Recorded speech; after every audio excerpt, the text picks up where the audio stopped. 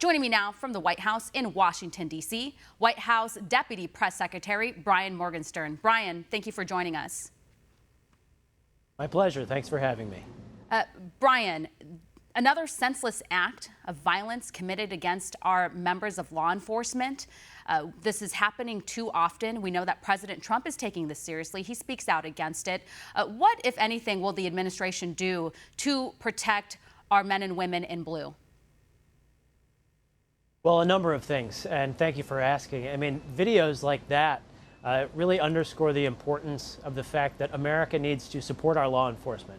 They have signed up for this job to protect us, and we need to have their backs as well. The president certainly does. That's why he's speaking out so strongly. That's why he is offering federal law enforcement and National Guard support where necessary. That's why he issued an executive order asking the Management and Budget Office to look at state and local funding that comes from the federal government, especially in places where they're allowing really anarchy and lawlessness and violence, because we don't want federal resources being squandered when there are real problems like this to confront.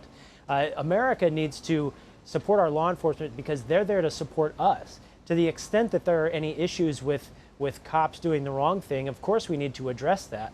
But when we have half of America's major political parties on the left, when they are saying that cops are racist, cops are evil, they're out hunting humans, this kind of rhetoric, it leads to really terrible distrust. It leads to people thinking it's okay to attack police officers and the sort of disgusting demonstration that we saw there at the hospital. So President Trump stands with law enforcement. He's going to continue to do that and encourage all of our fellow Americans to do so as well.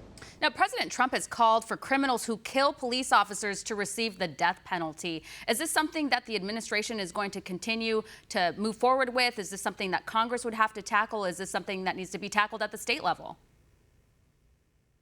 Well, there are a number of ways. There are federal statutes. There are, of course, state statutes. A number of states make it a capital offense to murder police officers.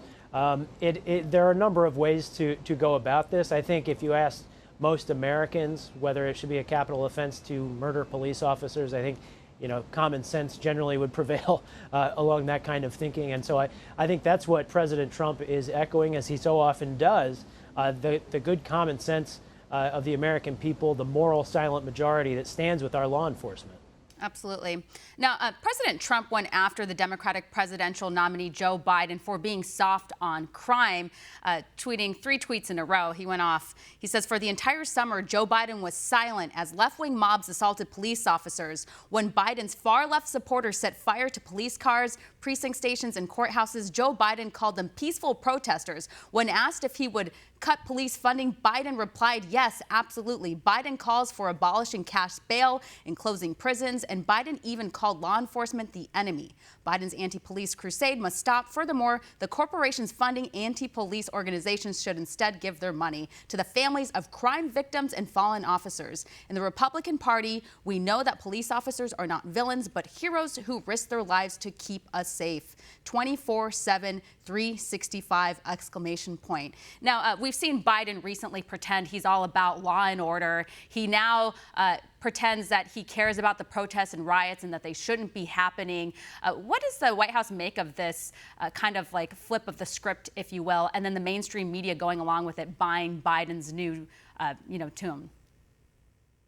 Oh, it's incredible. I mean, how many different times do you have to see buildings on fire with the chyron on certain news organizations' air saying it's a mostly peaceful protest? It's become a meme, because the Democrats and the media were ignoring this sort of violence for so many months while the president has been speaking out all along.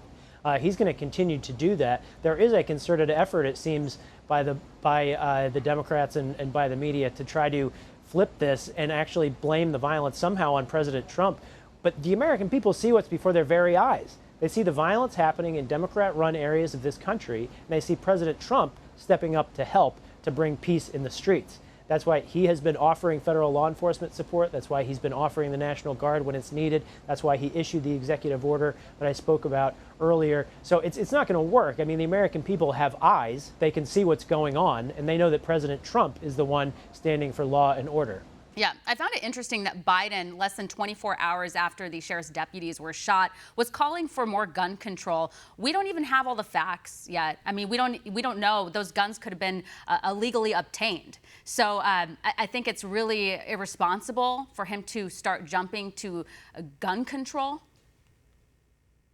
Want to see more videos like this? Click on the link below and subscribe to One America News on YouTube, and call your cable provider and kindly demand that One America News is added to your lineup. Call and subscribe today.